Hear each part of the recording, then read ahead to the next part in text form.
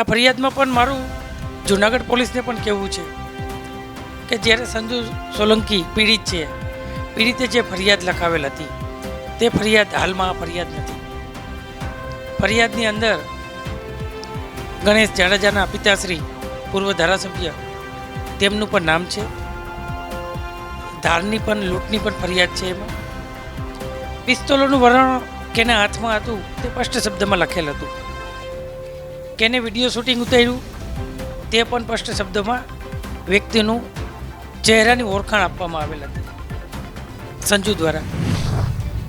નમસ્કાર, news for ઇન્ડિયામાં સ્વાગત છે આપનું. રાજુ સોલંકી અને ગણેશ ગોંડલના વિવાદમાં જે રીતના સરકારે આજે પ્રતિનિધિ મંડળે તેમને મળવા બોલાયા હતા અને આખે રાજુભાઈ સોલંકી સાથે દલિત સમાજના ડેલિગેશન તેમના આગેવાનો પણ પહોંચ્યા હતા ગાંધીનગર ખાતે. શું ચર્ચા થઈ ગાંધીનગર ખાતે સરકારના પ્રતિનિધિ સાથે, તેમની શું વાત થઈ, આવનાર દિવસોમાં શું તેમને આશ્વાસન આપવામાં આવે છે, તમામ મુદ્દાઓ વિશે આગેવાનોથી એક એક કરીને અમે જાણીશું. કે આજે તમે ત્યાં મળવા ગયા તો તમારું નામ અને પરિચય. મારું નામ રાવણભાઈ લાખાભાઈ પરમાર, જૂનાગઢ અનુજાતિ સમાજ ઉપપ્રમુખ. આજે ગુજરાત સરકારના પ્રતિનિધિઓ દ્વારા અમને સાંભળવામાં, અમારી માંગણી સ્વીકારવા માટે અમને બોલાવવામાં આવેલ હતા અને જે અમારી 17 થી 18 માંગણીઓ હતી તેને અમને સાંભળ્યા છે.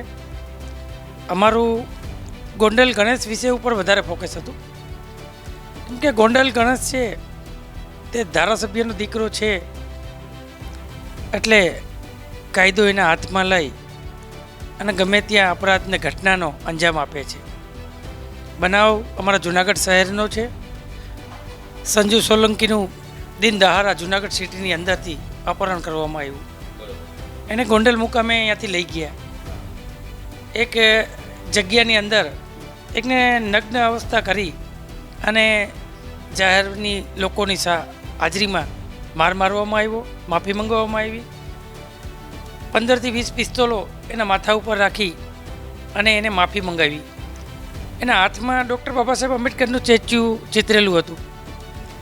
અમારા ડૉક્ટર બાબા સાહેબ આંબેડકરના વિષય ઉપર અભદ્ર શબ્દો બોલ્યા, ટિપ્પણી કરી અને એને આટલો મારવામાં આવ્યો. ત્યાર પછી અમારા મિત્રો દ્વારા અમને જાણવા મળ્યું, રાજુભાઈ સોલંકી દ્વારા અમને ફોન કરવામાં આવ્યો. રાત્રે 3 વાગે અમે જ્યારે પોલીસ સ્ટેશન ગયા ત્યારે જૂનાગઢ પોલીસ દ્વારા આ બનાવની ફરિયાદ 4 અલગ અલગ કોપીઓમાં અમારી ફરિયાદ લખવામાં આવી છે. આ ફરિયાદમાં પણ મારું જૂનાગઢ પોલીસને પણ કહેવું છે કે જ્યારે સંજુ સોલંકી પીડિતે જે ફરિયાદ લખાવેલ હતી તે ફરિયાદ હાલમાં ફરિયાદ નથી. ફરિયાદની અંદર ગણેશ જાડેજાના પિતાશ્રી પૂર્વ ધારાસભ્ય તેમનું પણ નામ છે. ધારની પણ લૂંટની પણ ફરિયાદ છે. એમાં પિસ્તોલોનું વર્ણન કેના હાથમાં હતું તે સ્પષ્ટ શબ્દમાં લખેલ હતું. કેને વિડીયો શૂટિંગ ઉતાર્યું તે પણ સ્પષ્ટ શબ્દમાં વ્યક્તિનું ચહેરાની ઓળખાણ આપવામાં આવેલ હતી સંજુ દ્વારા. તે ફરિયાદ જૂનાગઢ પોલીસ દ્વારા ક્યાંક ને ક્યાંક બદલાવી નાખવામાં આવેલ છે અને હાલની એફઆઈઆર છે એમાં પણ આવો કોઈ ઉલ્લેખ કરવામાં આવેલ નથી. જ્યારે અમે ગાંધીનગર સરકારના પ્રતિનિધિને મળ્યા ત્યારે સામું આ પ્રતિનિધિઓ દ્વારા અમને પ્રશ્ન કરવામાં આવ્યા કે હથિયાર કેના હાથમાં હતું, કેટલા વ્યક્તિઓ પાસે હથિયાર હતા. તો ત્યારે કોઈ પીડિત ફરિયાદ લખાવવા જાય ને ત્યારે જ પૂછવામાં આવે કે કેટલા વ્યક્તિઓએ પાસે હથિયાર હતા. આ એફઆઈઆરનું એક સ્ટેટમેન્ટ દેવામાં આવે છે અને એફઆઈઆર લખતી પહેલાં એનું કાચું ડ્રાફ્ટિંગ કરવામાં આવે છે હરેક પોલીસ સ્ટેશનની અંદર. ઉપલા અધિકારીઓને જાણ કરવામાં આવે મોટો ગંભીર ગુનો બન્યો હોય એટલે. ત્યારે હાલમાં પણ જૂનાગઢના ડીવાયએસપી આવી ગયા હતા. ડીવાયએસપી સાહેબને સ્પષ્ટ ચર્ચામાં પીડિતે જણાવ્યું હતું કે આટલા વ્યક્તિઓ, આટલા હથિયારો, આ પિસ્તોલો હતી, તેમ છતાં એનું વર્ણન કરવામાં નથી આવેલ અને એ વર્ણનનો લાભ લઈ ને ક્યાંક સરકાર હથિયારોનું આ એફઆઈઆરમાંથી કાઢવાના પ્રયત્ન કરતું હોય તેવું દેખાય છે. આખી આ માંગને લઈને હાઈકોર્ટમાં તો કેસ ચાલી જ રહ્યો છે. તો કોર્ટમાં કોઈ રજૂઆત તમારા એડવોકેટ દ્વારા કરવામાં આવી છે કે આ જે ઉલ્લેખો છે એફઆઈઆરમાં નથી? હાઈકોર્ટની વાત કરીએ તો સમગ્ર ગુજરાતના વ્યક્તિઓને હાઈકોર્ટ ઉપર ન્યાયની આશા હંમેશા હોય જ છે. અને હાઈકોર્ટની અંદર તો ફર્સ્ટ પહેલી જ અમારી માંગણી છે કે એની રિમાઇન્ડ જુનાગઢ કોર્ટ દ્વારા દેવામાં ના આવી. ક્યાંક ને ક્યાંક એક ઇસ્યુ છે કે સામાન્ય બે બોટલ ગુજરાતની અંદર દારૂમાં કોઈ વ્યક્તિ પકડાય ને તો એને પણ રિમાઇન્ડ આપવામાં આવે છે કે આ બોટલ આવી ક્યાંથી. તો આ તો 10 થી 12 હથિયારો, પિસ્તોલો જેવા હથિયારો ગંભીર તે એની માથે એક આરોપ હતો. તેમ છતાં જુનાગઢ પોલીસ દ્વારા, જુનાગઢ કોર્ટ દ્વારા એને રિમાઇન્ડ નામંજૂર કરવામાં આવી, જેથી અમે ગુજરાત હાઈકોર્ટમાં પિટિશન દાખલ કરાવેલ છે. હજી ચોક્કસથી બીજા આગેવાનો છે તેમને પણ પૂછીશું. આ આખો વિવાદ જે છે પહેલો નથી કે દલિત સમાજ ઉપર અત્યાચાર થયા હોય. તમે ઘણા આવા અત્યાચારો જોયા છે ને હવે તો આ રાજુ સોલંકીના પુત્રનું અત્યાચાર કઈ રીતના જોઈ રહ્યા છો? વારંવાર આ જ ઘટનાઓ ગુજરાતમાં, દેશભરમાં છે. જી, હું મકવાણા ડીકે સમતા સૈનિક દળ ગુજરાત પ્રદેશ અધ્યક્ષ. એક શરમજનક ઘટના જે ગોંડલમાં બની, બરાબર, પણ આનાથી વિશેષ મારે એવું કહેવું છે કે જે શ્વાસ, જે પવન છે એમાંથી અમે શ્વાસ લઈએ છીએ, એ જ પવનમાંથી આ તમામ સજીવ શ્વાસ લઈએ છીએ. જે પાણી છે અમે પીએ છીએ એ પાણી તમામ સજીવ પીવે છે. જે પ્રકાશ છે અમે લઈએ છીએ એ પ્રકાશ તમામ સજીવ લે છે. છતાં એકને ઊંચો અને બીજાને નીચો, આવું કેમ? અમારી ઉપર અત્યાચાર વારંવાર થાય છતાં અમારે સરકારના પ્રતિનિધિ મંડળને અને સરકારમાં રહેલા લઈને જવું પડે. આવું અમારી સાથે ભેદભાવ કેમ? આનું કારણ શું? એકને ખોડ, એકને ગોળ. તો આવું ક્યાં સુધી? સરકારને અમે કહેવા માંગીએ છીએ કે જે સ્પ્રિંગ હતી ને, સ્પ્રિંગ, એનું દબાણ પૂરેપૂરું આવી ગયું છે. હવે સ્પ્રિંગ ઉછળવાની તૈયારી છે. ઉછળશે તો તમારી સરકારને પણ ફેંકીને નાખી દેવાની છે. યાદ રાખજો, અમે અત્યારે જે માંગણી માંગી છે એ સંતોષાય નહીં. 25 તારીખ તમે આપેલી છે. જો 25 તારીખ સુધીમાં અમારી માંગણીઓ સ્વીકારવામાં નહીં આવે તો અમારું જન આંદોલન કંઈક અલગ જ રૂપ લઈને આવશે. આ જ સરકારશ્રીને અમે કહેવા આવ્યા છીએ. ચોક્કસથી જન આંદોલન અલગ રૂપમાં જ જોવા મળશે ને એ જન આંદોલન અલગ રૂપમાં આવશે.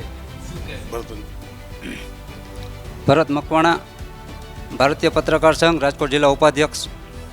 આજે અમે ગુજરાતભરના તમામ જિલ્લાઓમાંથી જે દલિત આગેવાનો, તમામ સંગઠનના હોદ્દેદારો આજ ઉપસ્થિત હતા અને સરકારના પ્રતિનિધિ તરીકે જે લોકો ઉપસ્થિત હતા તે પણ પોઝિટિવ રીતે અમને સાંભળ્યા અને અમે જે અમારી વાત રજૂ કરી. અમારે કોઈ ધર્મ, કોઈ જ્ઞાતિ હારે વિરોધ નથી. સરકારશ્રીને એટલું જ કહેવાનું, પાટીદાર જો આંદોલન વખતે તમામ લોકોના કેસ સરકાર પરત ખેંચી શકતી હોય તો એટ્રોસિટી એક્ટ, ઉના કાંડ, ત્યાર પછી ભીમા કોરેગાંવ, આવા જે બનાવો પછી જે દલિત સમાજના ક્રાંતિકારી યુવાનો જે આંદોલનો કર્યા એવા ઘણા ગાંઠા એના કેસમાં ખોટી રીતે જે ફિટ કરી દેવામાં આવ્યા છે તો આવા લોકોને તાત્કાલિક છોડવા જોઈએ એવી અમારી સરકારની મુખ્ય માંગણી છે. અને જે અમારી આ 17 મુદ્દામાંથી સરકારશ્રીએ 10 મુદ્દા ઉપર પોઝિટિવ જે જવાબ આપ્યો છે અને નેક્સ્ટ મિટિંગ અમારી 25 તારીખે વાત કરી છે તો 25 તારીખે સરકારશ્રી પોઝિટિવ આમાં આગળ ચાલે અને દલિતના જે અમારા રાજુભાઈના જે દીકરાનો જે અત્યારે કેસ ચાલુ છે મુખ્ય મુદ્દા માટે એનો પોઝિટિવ જવાબ આવે અને પોઝિટિવ રહે તો જે કંઈ આગળના આંદોલનો નહીં કરીએ, નહીંતર આ લડત ચાલુ રહેશે. ચોક્કસથી આ લડત ચાલુ રહેશે અને પોઝિટિવ તેમને આન્સર આપવામાં આવે. જો અગર આ લડત અને જો સ્ટોપ કરવી હોય તો સરકારને તેમની માંગોનો સ્વીકાર કરવું પડશે. પરંતુ જો માંગ સ્વીકાર નહીં થાય તો બાઇક રેલીનું શું આયોજન? આવતી 12 તારીખે અમે ગુજરાત સરકારને ચેલેન્જ કર્યું છે કે અમારી માંગણી સ્વીકારવામાં નહીં આવે તો સમગ્ર ગુજરાતમાંથી 2000 બાઇક રેલી ગાંધીનગરનું અમે કૂચ કરશું. તેમ છતાં પણ અમારી માંગણી સ્વીકારવામાં નહીં આવે તો 50,000 દલિતો ક્યાંક ને ક્યાંક ઇસ્લામ ધર્મ અપનાવવાની તૈયારીમાં છે.